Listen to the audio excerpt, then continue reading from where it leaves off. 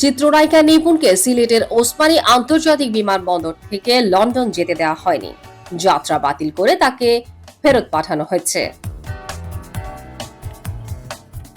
সিলেট ওসমানী আন্তর্জাতিক বিমানবন্দরে ইমিগ্রেশন পুলিশের ওসি মোস্তফা নুরি বাহার জানান, নিপুণ শুক্রবার সকাল 10:30টার বিমানের ফ্লাইটে যুক্তরাজ্য যাওয়ার কথা ছিল। ইমিগ্রেশনের সময় জাতীয় গোয়েন্দা সংস্থা এনএসআই এর আপত্তিতে তাকে আটক করা হয়। নিপুণের পাসপোর্ট ও অন্য নথিপত্র পরীক্ষা নিরীক্ষা শেষে তার লন্ডনগামী ফ্লাইট বাতিল করা হয়। পরে সকাল 10:30টার দিকে তাকে ছেড়ে দেওয়া হলে তিনি ঢাকায় ফেরত যান। ইমিগ্রেশন পুলিশ জানায়, এনএসআই নিপুণের লন্ডন যাত্রার বিষয়ে আপত্তি তোলে। এরপর বিমানবন্দর কর্তৃপক্ষ তাকে জিজ্ঞাসাবাদের জন্য আটক করে।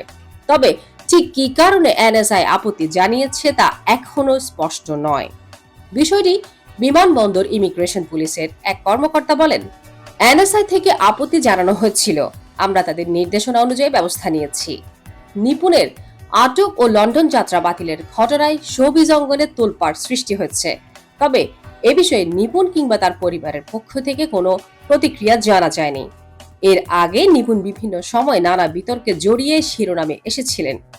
এই ঘটনার পরিপ্রেক্ষিতে তার পেশাগত ভবিষ্যৎ নিয়ে আলোচনা শুরু হয়েছে।